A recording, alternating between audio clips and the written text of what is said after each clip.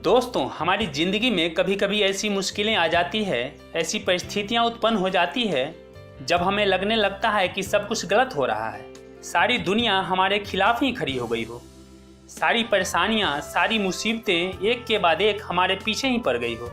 किसी भी इंसान की ज़िंदगी में जब कठिन समय आता है, जब बुरा वक्त आता है, तो उसे ऐसा लगने लगता है कि कोई साथ देने वाला नहीं है। सारे रिश्ते नाते बेमाने लगने लगते हैं। वह अकेला महसूस करने लगता है और वह इंसान हार मान लेता है, टूट जाता है, बिखर जाता है। दोस्तों, एक छोटी सी कहानी मैं आपको बताता हूँ। एक बार महात्मा बुद्ध अपने शिष्यों के साथ गांव में उपदेश देकर लौट रहे थे। उन दिनों कोई वाहन नहीं हुआ करते थे और लोग पैदल ही मीलों की यात्रा किया करते थे। पैदल चलते चलते भगवान बुद्ध को बड़ी तेज प्यास लगी।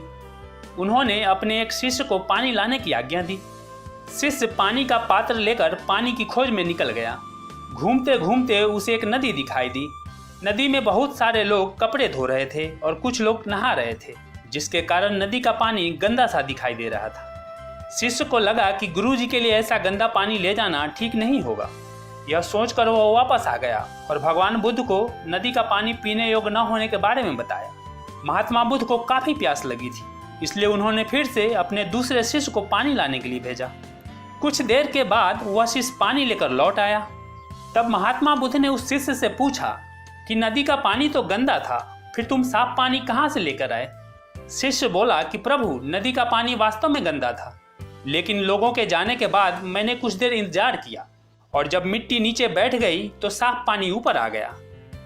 भगवान बुद्ध यह सुनकर बहुत प्रसन्न हुए और अपने बाकी के सभी शिष्यों को यह शिक्षा दी कि हमारा यह जीवन भी नदी के बहते पानी की तरह शुद्ध है, लेकिन जीवन में जब दुख और परेशानियां आ जाती है तो जीवन रूपी पानी गंदा लगने लगता है। दुनिया के ज्यादातर लोग पहले पानी लेने गए शिष्य की तरह बुराई को देखकर घबरा जाते हैं, मुसीबतों को देखकर कदम पीछे खींच लेते हैं। वे जीवन में कभी आगे बढ़ ही नहीं पाते हैं। वहीं दूसरी ओर कुछ लोग दूसरे शिष्य की तरह धैर्यशील होते हैं, बिल्कुल व्याकुल नहीं होते हैं। वे साहस के साथ डटे रहते हैं। कुछ समय बाद गंदगी रूपी समस्याएं और दुख अपने आप ही खत्म हो जाते हैं। दोस्तों, हम चाहें तो कुछ भी कर सकते हैं, बड़े से बड़ा लक्ष्य को अचीव कर सकते हैं, लेकिन प्रॉब्लम यह है कि हम असफलताओं से हार जाते हैं, मुश्किलों से डर जाते हैं और अपना कदम पीछे खींच लेते हैं।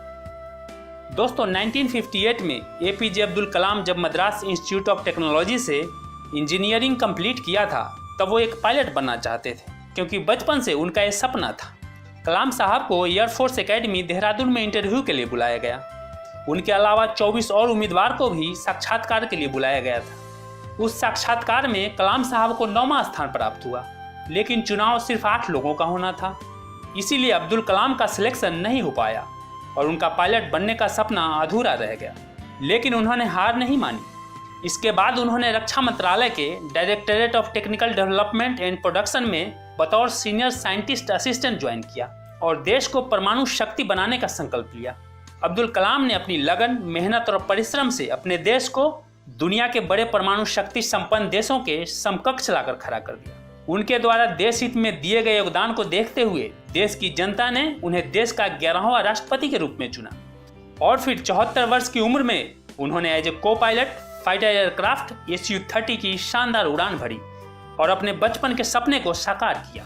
डॉक्टर एपीजे अब्दुल कलाम ने कहा है कि जीवन में कठिनाइयां हमें बर्बाद करने नहीं आती, बल्कि यह हमारी छुपी हुई सामर्थ्य और शक्तियों को बाहर निकालने में हमारी मदद करती है। कठिनाइयों को यह जान लेने दो कि आप उससे भी ज्यादा कठिन हो। दोस्तों, जिंदगी में अगर बुरा वक्त नहीं आता तो अपनों में छुपे गैर और गैरों में छुपे हुए अपनों का कभी पता ही नहीं चलता है। मुश्किल वक्त दुनिया का सबसे बड़ा वो जादूगर है जो एक पल में आपके चाहने वालों के चेहरे से नकाब हटा देता है। मैं शुक्रगुजार हूँ उन तमाम लोगों का जिन्होंने मुश्किल घड़ी में मेरा साथ छोड़ दिया, क्योंकि उनकी वजह से ही मुझे पता चला कि मुसीबतों से मैं अकेला ही निपट सकता हूँ। दोस्तों, जिंदगी जीना आसान नहीं होता। बिना संघर्ष के कोई इंसान महान नहीं होता, क्योंकि जब तक हथौड़े की चोट नहीं पड़ती तब तक पत्थर भी भगवान नहीं होता। इसीलिए इस बात को हमेशा याद रखना कि बहुत मुश्किल है उस शख्स को गिराना, चलना जिसे ठोकरों ने सिखाया हो, और कितना भी पकड़ लो फिसलता जरूर है। ये वक्त है साहब, बदलता जरूर है।